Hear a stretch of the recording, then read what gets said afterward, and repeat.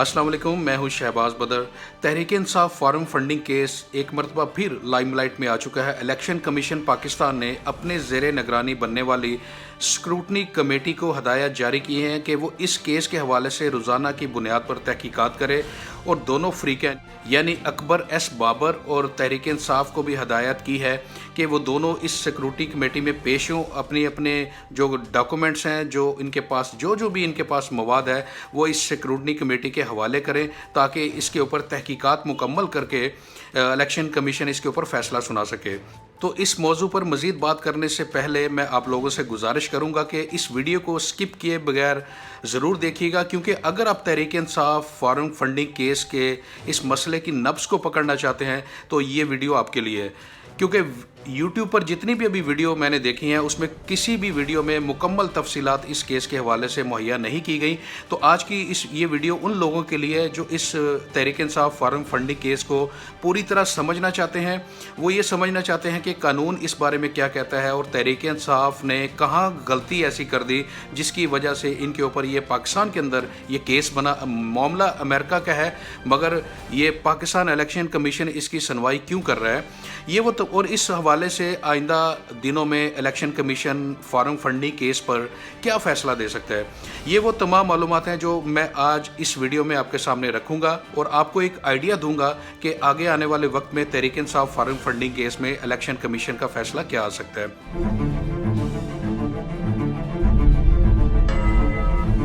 आज की इस वीडियो को शुरू करते हुए Tehreek Insaf foreign funding case का ये जो लफ्ज़ फॉरेन फंडिंग है, ये फॉरेन फंडिंग लफ्ज़ जो है ये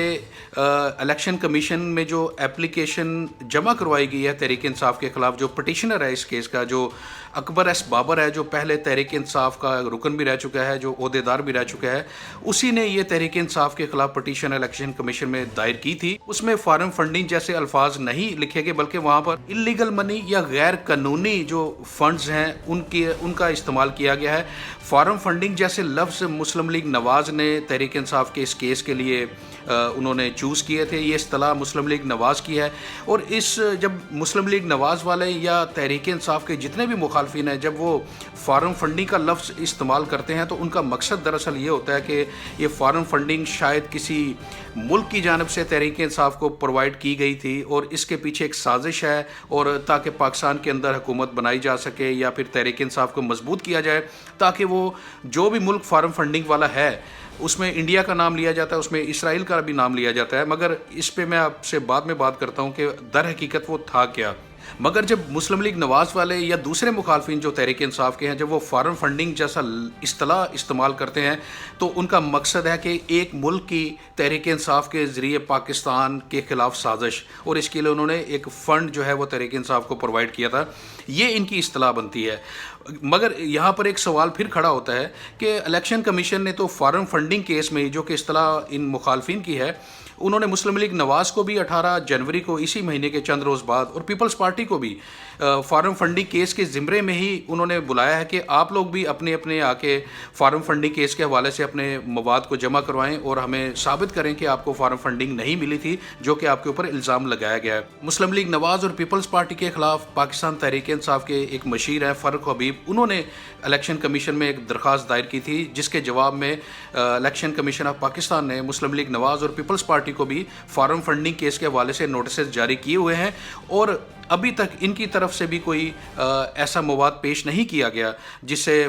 जो लगे कि इन लोगों के पास अपनी फॉरेन फंडिंग के हवाले से कोई पुख्ता सबूत मौजूद हैं कि इन लोगों ने कोई फॉरेन फंडिंग नहीं की थी और ये इनके अपने डोनर्स थे जिन्होंने इनको चंदा दिया था। अभी तक की सूरत हाल में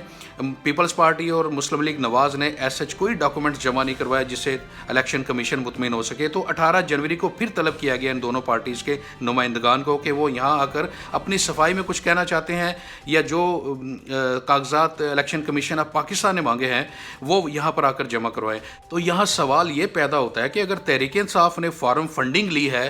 तो उसी तरह का इल्ज़ाम फिर मुस्लिम लीग नवाज़ और पीपल्स पार्टी के ऊपर भी लगाया जा रहा है। तो क्या हम ये कह सकते हैं कि मुस्लिम लीग नवाज़ और पीपल्स पार्टी को भी फॉरेन फंडिंग दी गई ताकि वो पाकिस्तान के अंदर पाकिस्तान को नुकसान पहुंचा सकें, किसी मुल्क के जो उनके मुतालबात हैं उनको पूरा किया जा सके? तो क्या मुस्लिम लीग नवाज़ और पीपल्स पार्टी वाले کیا اس اصطلاح کو اپنے اوپر لاگو کرنے پر ان کو کوئی اعتراض تو نہیں ہوگا؟ تو یہ دیکھتے ہیں اس کے بارے میں وہ پھر کیا کہتے ہیں۔ اب اس پر بات کرتے ہیں کہ تحریک انصاف فارم فنڈنگ کا یہ معاملہ شروع کب ہوا تھا اور اس کا جو مین اپلیکینٹ ہے وہ کون ہے، اس کا پس منظر کیا ہے۔ Tehreek Insaf form funding case کی ابتدا 2014 نومبر میں اس وقت ہوئی جب تحریک انصاف کے ہی ایک سابق عہدیدار نے الیکشن کمیشن آف پاکستان میں ایک پٹیشن جمع کروائی کہ تحریک انصاف امریکہ میں اپنے غیر ملکیوں سے ڈونیشن حاصل کرتی رہی ہے اور انہوں نے اس کا ریکارڈ جو ہے وہ الیکشن کمیشن آف پاکستان میں جمع نہیں کروایا، جس کے اوپر تحقیقات کا آغاز ہوا تھا۔ اب یہ معاملہ چلتا کئی سالوں تک یہ معاملہ چلتا رہا۔ اس میں اپوزیشن جماعتیں یہ الزام بھی لگاتی ہیں کہ تحریک انصاف نے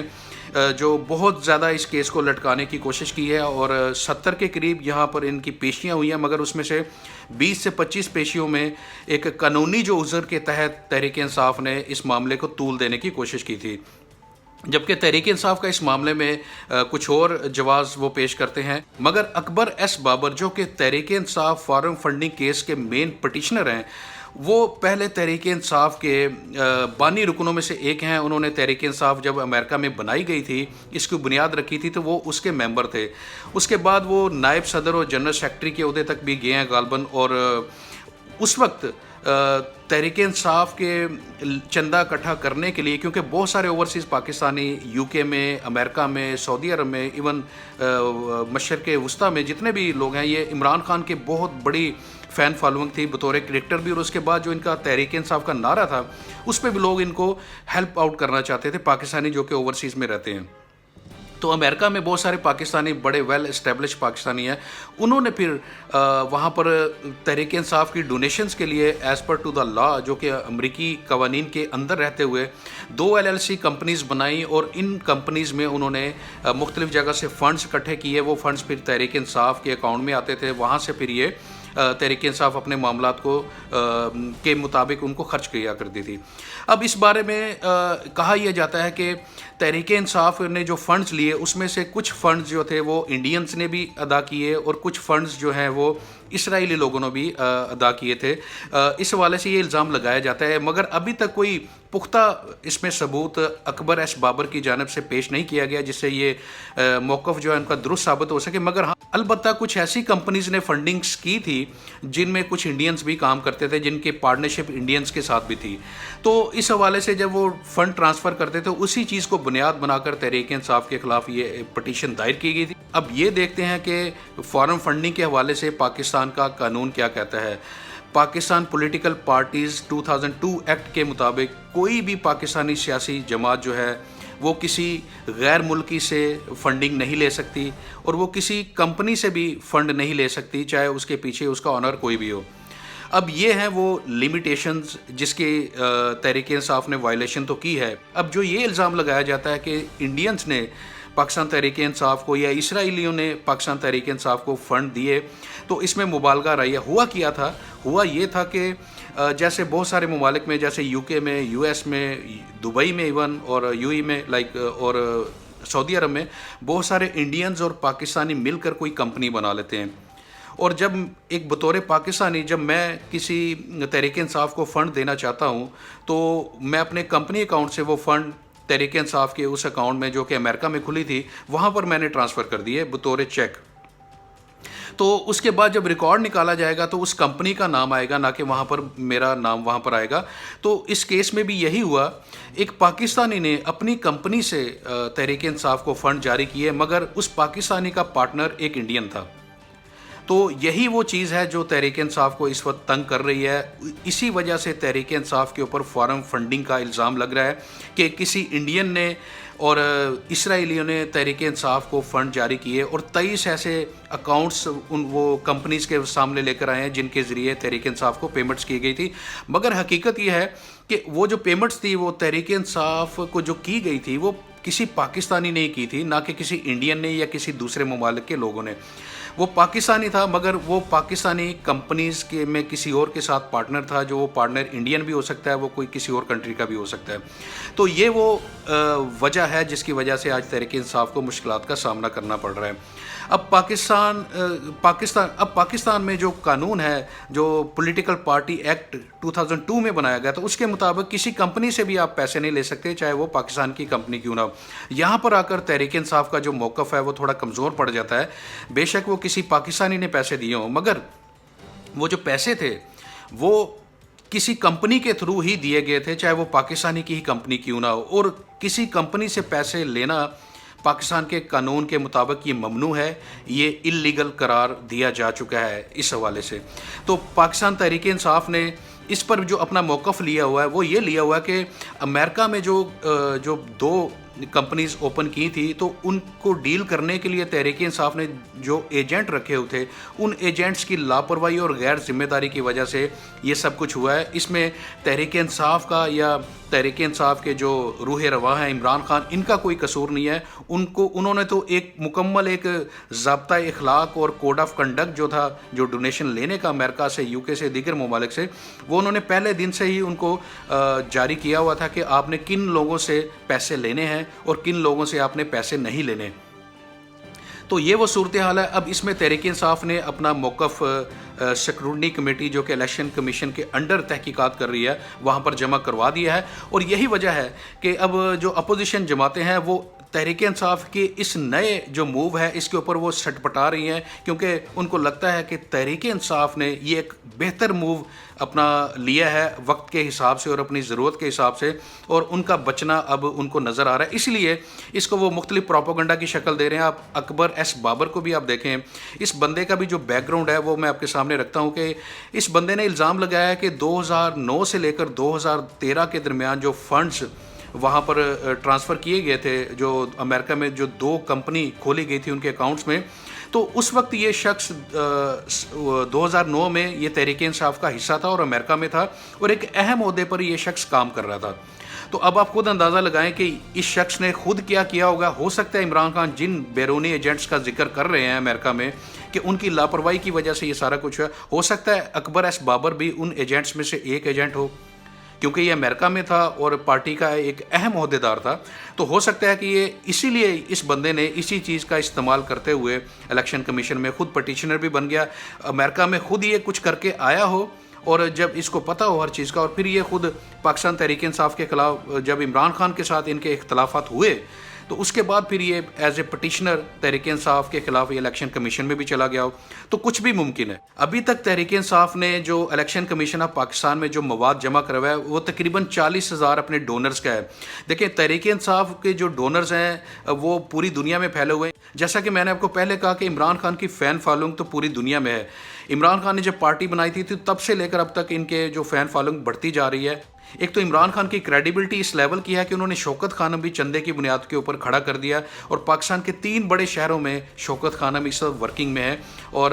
اس کے علاوہ عمران خان نے جب بھی ڈونیشن کی بات کی لوگوں نے عمران خان کو ڈونیشن دیا. اب تحریک انصاف کس طرح ڈونیشن اکٹھا کرتی ہے؟ تحریک انصاف کے یو کے میں، یو ایس میں، سعودی عرب میں، یو ای میں اور کئی کنٹریز میں بڑے بڑے ڈونرز ہیں. تقریباً 40,000 ڈونرز کا ڈیٹا تو تحریک انصاف نے الیکشن کمیشن میں جمع کروا دیا ہے. ان کے تمام اکاؤنٹس نمبر، ان کے شناختی کارڈ، ان کی جتنی بھی ڈیٹیل ہو سکتی تھی وہ تحریک انصاف نے الیکشن کمیشن میں جمع کروایا ہے.